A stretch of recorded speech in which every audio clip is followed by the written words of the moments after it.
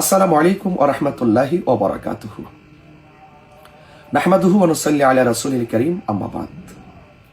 আসন্ন ত্রয়োদশ জাতীয় সংসদ নির্বাচনে হবিগঞ্জ 4 চোনারঘাট মাধবপুর আসন থেকে বৃহত্তর সুন্নি জোট সমর্থিত বাংলাদেশ ইসলামী ফ্রন্ট মনোনীত মোমবাতি প্রতীকে নির্বাচন করছি।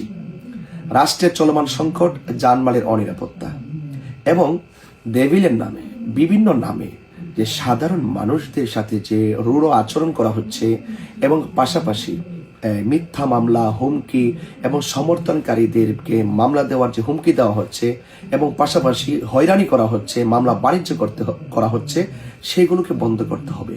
আমি যেহেতু জনগণের কল্যাণে কাজ করতে এসেছি, সেখানে আমি মনে করি যে রাজনীতিতে প্রতিহিংসা থাকতে পারে না, রাজনীতিতে প্রতিযোগিতা থাকবে, কিন্তু কোনো বিদ্বেষ কিংবা ঘৃণা ছড়ানো এটা একদমই উচিত নয়।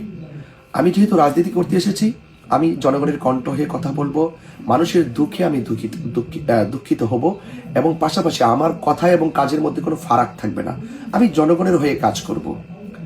মেহনতি মানুষ, শ্রমিক যারা রয়েছেন, বিশেষ করে চা শ্রমিক রয়েছেন, তাদের দুঃখ, কষ্ট, ক্লেশ, বঞ্চনা দূর করতে শিক্ষা, স্বাস্থ্য এবং মানুষের চলার পথের উন্নয়ন করতে আমি সদা সর্বদা পাশে থাকব এবং কাজ করব ইনশাআল্লাহ।